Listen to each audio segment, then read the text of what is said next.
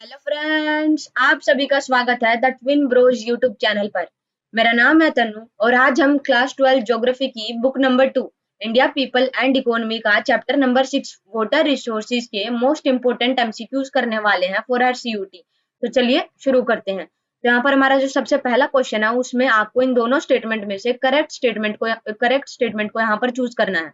तो सबसे पहली स्टेटमेंट में कहा गया है कि about 71% of the earth surface is covered with water. बिल्कुल सही है, पर वो फ्रेश वाटर तो नहीं है ना, वो तो सलाइन वाटर है, तो ये बात तो ठीक है। But it constitutes only about 3% of the fresh water.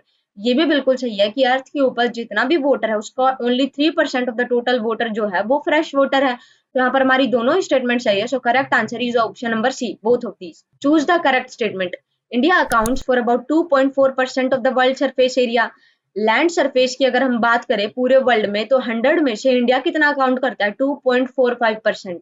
बिल्कुल सही है। India accounts for about 4% of the world water resources. और अगर वाटर की टर्म्स में बात करें तो इंडिया टोटल का 4% वाटर जो है वो इस्तेमाल करता है पूरे वर्ल्ड का।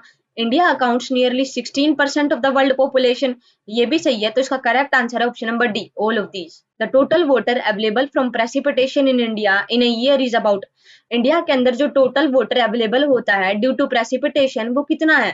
300 cubic 3000 cubic kilometre, 4000 cubic kilometre, 5000 cubic kilometre, या फिर option number D 6000 cubic kilometre. तो इसका करेक्ट आंसर है option number B, 4000 cubic kilometre जो वाटर है वो प्रेसिपिटेशन से अवेलेबल होता है इंडिया में हर साल। The availability from surface water and replenishable ground water is. The availability from surface water and replenishable ground water is. अब ये भी एक फैक्चुअल क्वेश्चन है, तो इसका करेक्ट आंसर है option number C, 1869 cubic kilometre. The total utilisable water resource in the country is how many percentage नहीं, how many cubic kilometres.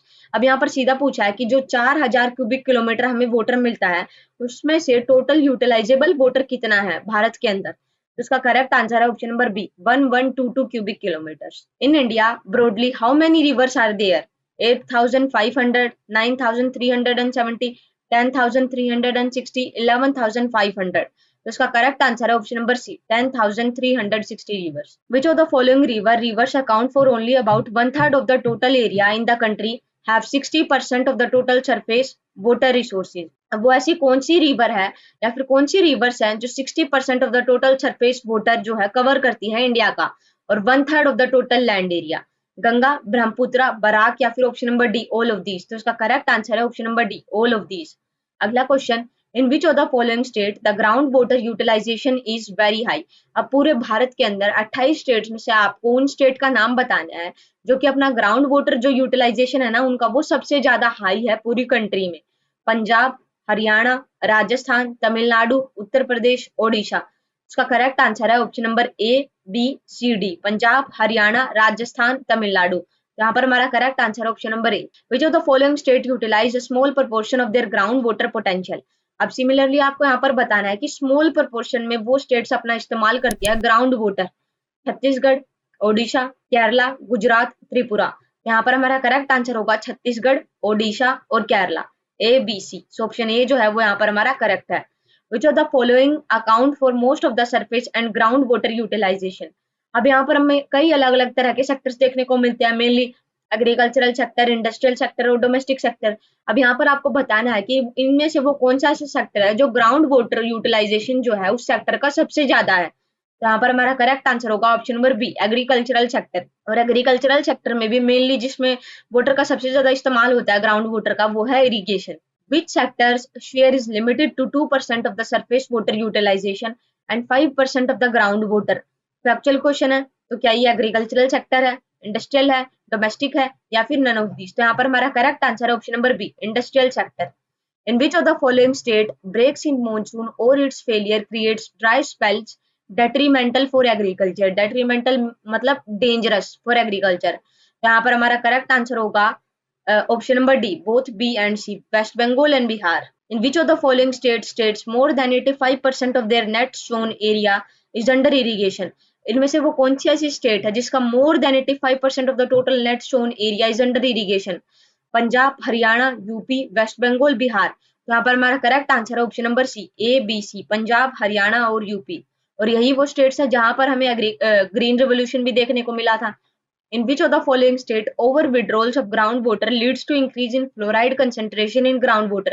अब यहाँ पर आपको उन स्टेट्स का नाम बताना है जिनके अंदर ग्राउंड वाटर यूटिलाइजेशन का एक्सेसिव अमाउंट में यूज के कारण जो वहां पर ग्राउंड वाटर है ना, वहां पर फ्लोराइड कंसेंट्रेशन जो है वो बढ़ गई है। तो क्या वो राजस्थान है, महाराष्ट्र है, तमिलनाडु है, या फिर option number D both A and B? तो यहाँ पर हमारा करेक्ट आंसर है option number D. And which of the following state over withdrawal of ground water leads to increase in arsenic? अब पीछे वाला क्वेश्चन भी सेम था, बस उसमें फ्लोराइड की कंसेंट्रेशन पूछी थी और इस वाले क्वेश्चन में पूछा आर्सेनिक की कंसेंट्रेशन। क्या वो बिहार है, वेस्ट बंगाल है, यूपी है, या फिर बोथ ए एंड बी? तो यहाँ पर हमारा करेक्ट आंसर है option number D, Bihar and West Bengal. Which are the 2 most polluted rivers of our country? Ganga, Brahmaputra, Yamuna, या फिर बोथ ए एंड सी? तो यहाँ पर हमारा करेक्ट आंसर है option number D, both A and C, Ganga and Yamuna. Yamuna river is the most polluted river in the country between Delhi and Etawah. बिल्कुल सही है। The data obtained from 507 stations show that organic and bacterial contamination continues to be the main source of pollution. ये भी सही है। तो यहाँ पर हमसे करेक्ट स्टेटमेंट ही पूछी थी, तो उसका करेक्ट आंसर होगा option number C, both of these. Match the following. अब ये जो क्वेश्चन है ये थोड़ा फैक्चुअल क्वेश्चन है और इम्पोर्टेंट भी। तो वोटर सेस एक्ट जो है वो कौन से ईयर में आया था? तो उसका करेक्ट आंसर होगा वोटर सेस एक्ट आया था 1977 में। Voter prevention and control of pollution act कब आया था? 1974 में। इन्वायरमेंटल पोल्यूशन एक्ट कब आया था? 1986 में। इंडियाज नेशनल वोटर पॉलिसी कब आई थी? 2001 में। तो उसका करेक्ट आंसर होगा option number B. Dash is a watershed development project sponsored by central government which aims at enabling the rural population to conserve water for drinking, irrigation, fisheries and afforestation. तो यहाँ पर हमारा correct answer होगा option number सी, हरियाली। हरियाली जो ये scheme है ये कौन लेकर आई है? Central government. अब यहाँ पर हमारा अगला क्वेश्चन है, which of the following state has made water harvesting structures in the houses compulsory?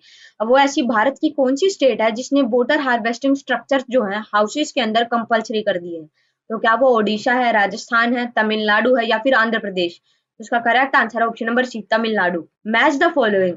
Neeru Meeru जो स्कीम है वो कौन सी स्टेट लेकर आई थी? नीरू मीरू का मतलब है वाटर एंड यू। तो राजस्थान, आंध्र प्रदेश, सेंट्रल गवर्नमेंट। तो नीरू मीरू जो स्कीम है वो लेकर आई थी आंध्र प्रदेश की गवर्नमेंट। तो ए का बी ऑप्शन। और हरियाली जो है हमने पीछे वाले क्वेश्चन में भी देखा था कि sponsored by central government, B का थ्री। और अरवरी पानी संसद जो है वो कौन सी स्टेट लेकर आई थी? राजस्थान। तो यहाँ पर हमारा करेक्ट आंसर होगा ऑप्शन नंबर सी। जल क्रांति अभियान वो started in which of the following year? Again एक फैक्चुअल क्वेश्चन है, तो इसका करेक्ट आंसर है ऑप्शन नंबर सी, 2015 एंड 16 में जल क्रांति अभियान चलाया गया था। The जल क्रांति अभियान aims at involving whom at large in creating awareness regarding its objective. अब जल क्रांति अभियान को लेकर अवेयरनेस फैलाना, तो इसके अंदर कौन कौन सी अथॉरिटीज को या फिर किन किन को इंक्लूड किया गया है इस अभियान के अंदर, इसका डिसेमिनेशन करने के लिए? तो क्या वो लोकल बॉडीज है, सिटीजन्स है, या फिर एनजीओज? तो यहाँ पर हमारा करेक्ट आंसर है option number D, all of these. Choose the correct statement about the जल क्रांति अभियान। Selection of one water-stressed village in each 672 district of the country to create a Jalgram. बिल्कुल सही है। Identification of model command area of about 1000 hectares. ये भी सही है। Abatement of pollution. ये भी सही है। Creating mass awareness through social media. ये भी एक important objective है जल क्रांति अभियान का। यहाँ पर हमारा correct answer होगा option number E, all of these. Choose the correct statement about the National Water Policy of 2001. Irrigation and multi-purpose projects should include drinking water competent. बिल्कुल सही है। Providing drinking water to all human beings and animals should be the second priority.